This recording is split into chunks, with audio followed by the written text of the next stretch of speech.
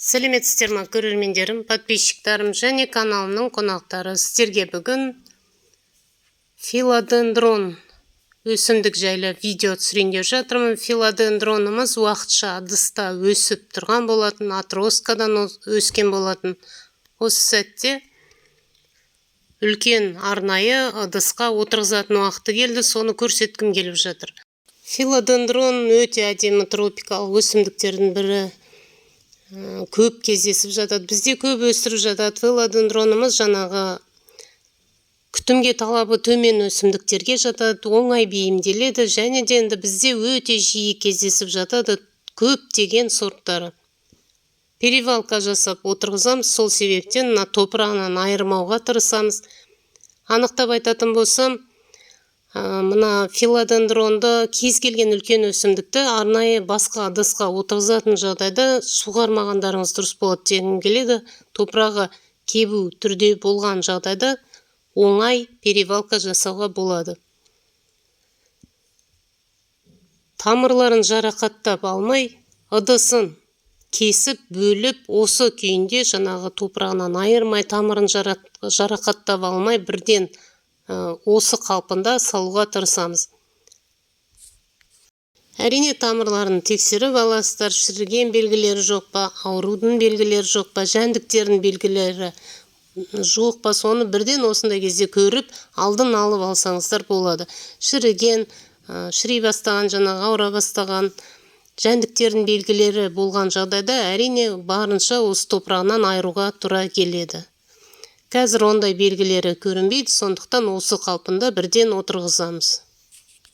Бірден үлкендеу ыдысқа отырғызып жатырмын, сол себептен анықтап айтып кетейін. Әрине міндетті түрде кез келген өсімдікті отырғызған жағдайда ыдысыңыздың ойығы болу керек, артық сулар ағып кететін, және де міндетті түрде дренаж жасаймыз.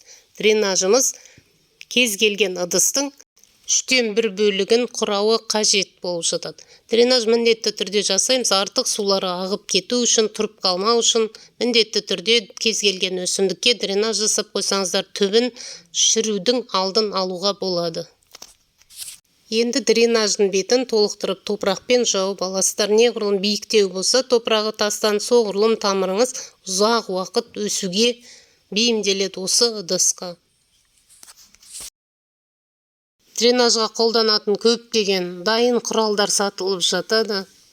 Бірақ өзімнің тәжірибемнен айтатын болсам, табиғи тас қолданғанымыз әлде қайда ыңғайлы дегім келеді. Кез келген жерде табылып жатады, және де оның да барынша өсімдікке өсуге табиғи түрде жаңағы әсері тиіп жататын болуы тиіс. Себебі енді өзінің табиғи түрде құрамында макро-микро элементтер болғаннан кейін, оның да жаңа тамырға барынша енді көмегі тиіп жататын болуы керек. Өте жақсы көмектеседі, сол себептен міндетті түрде дегім келеді. Дренаждың орнына табиғи тас қолдансаңыздар, әлде қайда ыңғайлы болады дегім келеді. Осындай оңай түрде ортасына орналастырып алдық өсімдікті, және де енді қалғаны тек қана топырағын жеткілікті көлемде толықтырып алсақ болғаны. Тығыздап қажеті жоқ, тек қана азнаулық жан-жағын жауып алсақ жеткілікті. Ары қарай суғарған сайын керекті көлемде отырып қалған топырақты толықтырып алсақ болады. Қазір тығыздап қажеті жоқ, тамырын жарақаттап алмау үшін. Топырағы өте құнарлы, және де ұзақ мерзімді қоспа қосылған, өте жаңағы құнарлы түрде дайындап жатам. Енді ол туралы қазір тоқталмай-ақ қояйын, толық ақпарат каналымда табылып жатады. Ұзақ мерзімді қоспа араласқан, былай айтқанда биогумус ретінде дайындап алған болатымын. Сондай топыраққа отырғызып жатырмын. Бұл өсімдігіміз үлкен болып өсетін болғаннан кейін орташа көлемде топырағы тығыздау болғанды қалайды. Себебі неғұрлым өсімдігіміз үлкен болса, неғұрлым жапырақтары ауыр, сабақтары қалың, ауыр болған жағдайда топырағы орташа көлемде тығыздау болғанды қалайды. Топырағы бос болған жағдайда бұл өсімдігіміз жапырағын және сабағын үлкен қып жібермейді. Себебі тамыры ұстана алатындай қалыпта болғаны дұрыс болады дегім келеді. неғұрлым енді оған қарай жаңағы топырағы өте тығыз болу керек деп ойлап қалып жатсаңыздар, үлкен қателіктен келеді. Әрине өсімдігіміздің тамыры ауамен демалады, зат алмаса да, сондықтан қатты тығыз болуы өсуге де, жаңа тамырларын өсіруге де қиындау келіп жатады. Сол себептен орташа көлемде тығыздау болғанды қалайды. Үлкен өсетін, биікке өсетін өсімдіктерге өте бос топырақта ұстануға қиын болады. Сол себептен үлкен сабақ жібермейді. Осындай жайда отырғызып алдық, және де әрине бірден енді өте мол қылып суғарып аламыз, және де келесі суғаруды топырағы толық кеуіп кеткен кезде ғана жасаймыз. Ыдысымыз үлкен терең болғаннан кейін арнайы топырағын тексеріп тұрғандарыңыз дұрыс болады. Беткі қабаты кеуіп кетіп жатса, төменгі қабаты әлі толық кеппеуі мүмкін. Сол себептен арнайы жаңа топырағын толық тексересіздер. Сондай жағдайда ғана суғарасыздар. Толық кеуіп кеткен кезде ғана суғарамыз.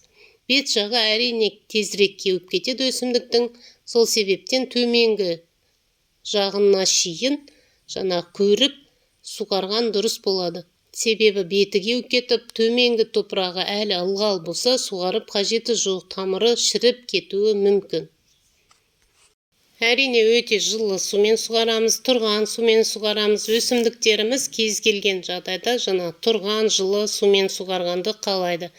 Әрине әсіресе жаңадан отырғызған жағдайда.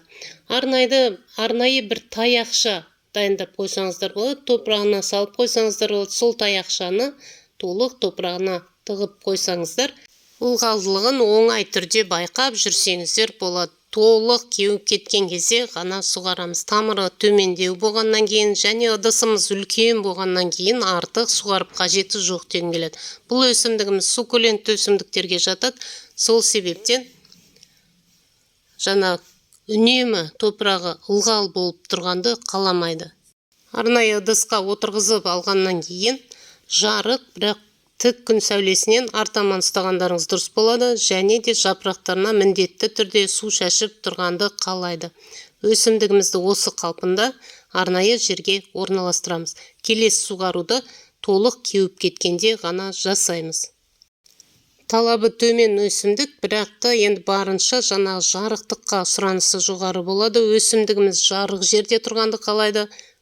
Ыңғайлы тезірек өсу үшін, жаңа сабақ жіберу үшін өте жарық арнайы жерге орналастырасыздар. Әрине тік күн сәулесінен артаман ұстағандарыңыз дұрыс болады. Бұл өсімдігіміз бірден бірнеше сабақ жіберіп өседі, және де өте әдемі болып, бір вегетация сезонында үлкен өсімдікке айналады.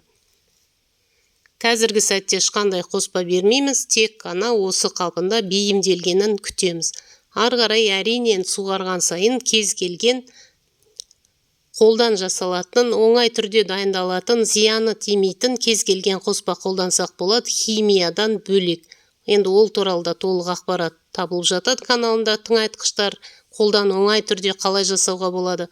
Сондай қоспаның кез келгенін қолдана берсеңіздер болады. Описанияға толық ссылкасын қалдырып кетемін. Көп көрермендерім тыңайтқыш үйден қалай дайындаймыз дегенді таба алмай жатады екен. Соны толық көрсеңіздер болады. Оның кез келгенін қолдансаңыздар болады. Өте жақсы көмектеседі кез келген өсімдікке, және де мына химиялыққа қарағанда ешқандай зияны тиіп жатпайды. Осымен бүгінгі видеом аяқталды. Видео ұнап жатса лайк басыңыздар, каналыма жазылып қойсаңыздар, жаңа видео жіберіп алмайсыздар. Сұрақтарыңыз болса комментарийға жазыңыздар, міндетті түрде жауап беремін. Көргендеріңізге көп рахмет. Гүлдеріңіз өсіп өнсін. Сау болыңыздар.